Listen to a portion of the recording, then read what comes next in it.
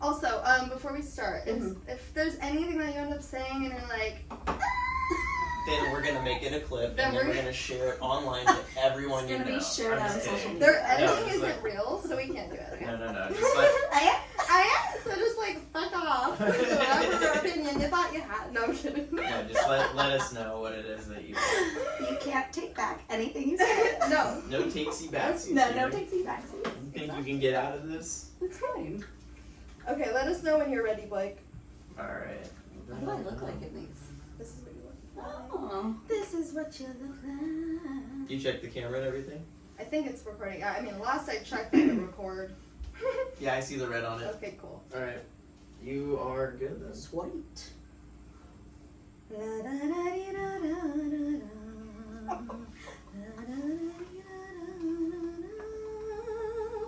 Welcome on this rockin' space. Yes. Today on the podcast. Hold on, I forgot to say hello, gorgeous souls. Oh my goodness. You are a gorgeous soul, and you're listening to us now. And now we have another gorgeous soul with us today, and she's my friend, Lindsey. Hello. Lindsey. Yeah. We have her today on the podcast because I know she has gone through some struggles in life, just like us all. And I have seen her push through those challenges, but I also have seen her, glow up in her own ways. She has her own business and somewhere in LA that she will explain in a second.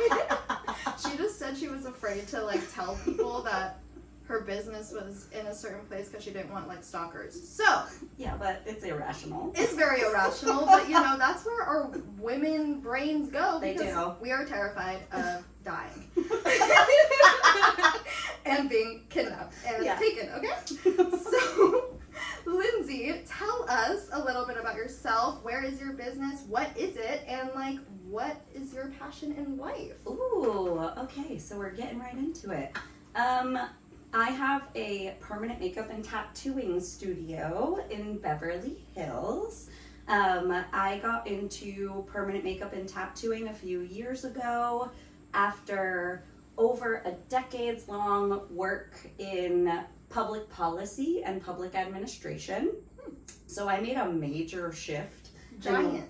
Major in the last few years out of the more traditional, in quotes, comfortable lifestyle that I was previously living into a much more, I'm taking risks now. Yes. And I'm diving back into the artist that I know I am and just kind of channeling all of those different artsy parts of my life and pushing them into this funnel of permanent makeup and tattooing. So it's really fulfilling. It's been very fulfilling. So explain to us how you even made that transition.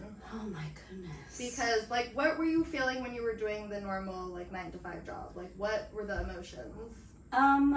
Well, my background was very heavy in housing policy for the unhoused population. So I'm from upstate New York. My education is all New York based. Everything that I learned in the beginning of my career was all based in New York, but I've been a dancer my entire life. So that's how Elle and I know each other, is through the dance community.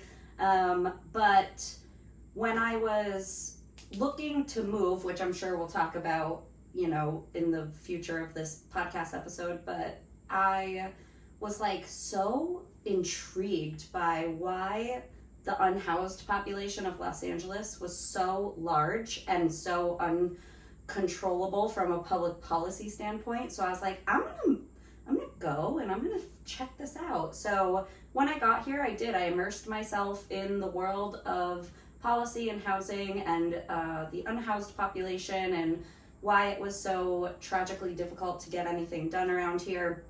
And I worked in the field for a few years, and throughout the COVID-19 pandemic, I was a program manager for the Los Angeles County Department of Health Services, and I was running all of the testing sites for all of the homeless shelters in Los Angeles County and doing all of these wild things. and I was like, wow, I am surrounded in poverty and sadness and poor mental health, and all of these things just started to really get to me. And I said, I can still be an advocate and do things for the population without needing to rely on it for my source of income. Yes. So that's what made that shift for me was, okay, I need to figure out how to be happy every day and still also have this passion for this, marginalized population that I care so much about. So yeah, I'm trying to figure out now in my business how to merge the worlds together. So hopefully in the future I can work with nonprofits and things to help women who are maybe fleeing domestic violence or struggling with chronic homelessness. My apologies.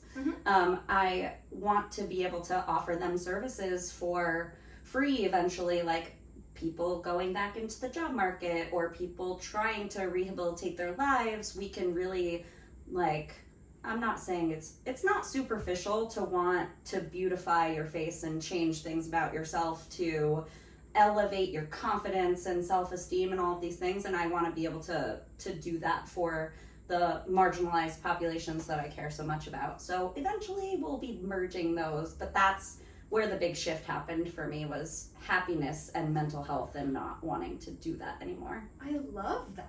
I love that you were able to be self-aware enough to be like, this stuff I love and care about so much, but I am literally killing myself by doing this every day because it's a lot to be around. I mean, I'm sure emotionally being around that is very draining. Mm-hmm. So that's a big moment to realize that and Yeah. then actually take the action to do that. I mean, there's so many people probably out there listening who are in jobs that are draining, Mm-hmm. and it is very hard to help people to the extent that we want to help people if we aren't even, if our cup ourselves is not full. Exactly. And that's, I kept saying to myself, how can I wake up and serve this population when I'm not even self-serving? So I needed to find ways to just be happier and find that fulfillment in, it's always been in art, right? Yes. My entire life has been surrounded in art. I've always been an artist. I've always drawn. I've always painted. I've always been a dancer. I love to perform. I love to be on stage. I love to color. I love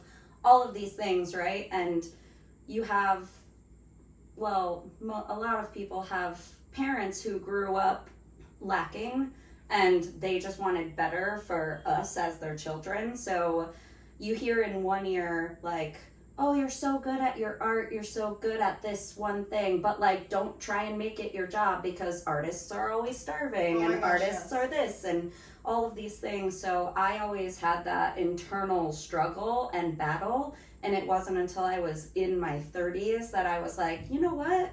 Why am I not going at, yeah, everyone's been telling me this, but I don't believe it anymore. Yes. I don't believe that you can't make money doing things that you love and make you happy. There's no such thing as security. So why am I focusing on this idea of a comfortable, secure job or life or whatever? And I was like, fuck it. I love that. You're like, fuck it. Fuck it. Whatever. Lindsay and I like to giggle. Yeah, we laugh a lot. We like to cap. Apologize.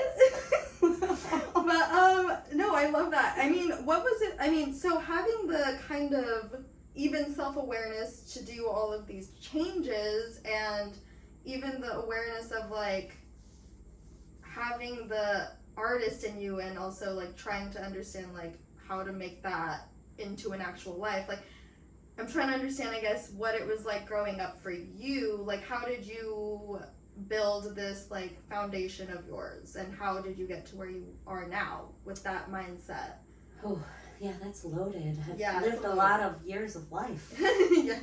I just, so I grew up in a very small town in upstate New York. Mm-hmm. So I am from a very rural part of the country that lacked a lot of diversity. It lacked a lot of opportunity for things other than marrying somebody that you met in high school or grade school and starting a family and working the jobs that were available in that community. And I'm not knocking that whatsoever, because I think that for some people that's their purpose and that's their journey. And I have friends who have been together since we were 16 years old. Like, they've been together for 20 years. That's so wild to me. It blows my mind. So there's that piece of where I grew up that's really like, wow. And then there was me, who never fit in. So You're like, meh. I was like, wait, am I supposed to be here? You're like, I'm on a rock in space. I'm supposed to be over there. Yeah, it was very challenging. And, you know, I stayed in the area for 10 years after college and really tried to make that comfortable life for myself happen there. Wow. And I was in a long-term relationship at the time that I thought that's what you were supposed to do. And I was in the mindset of stay kind of no matter what, because we made that commitment to one another. And that's what I saw from my parents and the people around me that were pushing through situations that, now looking back on it, I'm like, gosh, why does anyone stay? Like, if they don't have to, they shouldn't. And like, all of these other things kind of came to me later in life. So growing up, you know, my parents, they've, you know, God bless them, they're still together. It's been 40 years, but they've gone through massive challenges together and separately. And my dad is disabled, so Wow. yeah, so my dad is blind. I didn't know that. Yeah, so he lost his vision when I was 16 years old. So he stopped driving and couldn't work and was retired as a disabled person. So my mom took the burden of a lot of things. And that's actually why I got into public policy in the first place, was because my family, you know, when you're trying to apply for programs, social programs like disability, the government makes you jump through a lot of hoops, right? Yeah. So you can say like, I'm drowning, and like you're submerged in water and like flailing, and they're like, well, you kind of have to prove that. Oh my gosh. So like, literally. but that's kind of what my family went through. So my mom at the time was like, I just need food assistance for like 6 months while we're trying to win this court case to get our disability benefits. And the government was basically, I'm paraphrasing, but the government was like, you like make $12 too much per paycheck, so like you can't get any food. Yeah, excuse me. So I was like, okay, so this is really interesting. Life is rough. Yeah. Right. And it's not even like it's on a sliding scale where you can kind of, it's just very cut and dry. There's parameters, there's categories that people either fit into or they don't. And I was like, this is weird. So I got really active and I thought I was going to be a lawyer. Oh, wow. Yeah, so I was like on the track for law school. I was like, I'm going to go to school for public policy and political science, and I'm going to go to law school, and I'm going to like change things as a lawyer. And then actually right out of college, I got my first job, and actually to this day, my executive director at that job is one of the biggest blessings in my life. Oh, I love. Yeah, I'm gonna see her next week. I'm so excited. She's coming to LA. Yay! So her and I were having a conversation, and this was well after I had already been done with undergrad, and she was like, you don't have to go to law school, you know, why don't you go get like a public policy master's? And I was like, oh, that's an interesting route. Didn't like, even options. consider that. So yeah, I switched gears, but kind of still same track. And yeah, my family's challenges really pushed me into that, and I was scared of going down certain paths that my family had gone down previously, and I was like, I want to do better than that. But then there was always still something inside of me that was like, what are you? This is not correct. Like, you're a dancer and an artist. Oh my gosh, it's like, so hard to break out of the dancer persona. Like, yeah. you're like, I am only this. But no, we are full human beings. Yeah, we're full human beings. We have full on different things happening at all moments in our lives. And yeah, so it was definitely weird to come to the realization much later. I did a lot of things much later because I was trying to live a life that everybody thought I should be living for so long. So many people out there do that. Mhm. It's always like in their 40s or something. Yeah. They're like, oh, why was I doing that?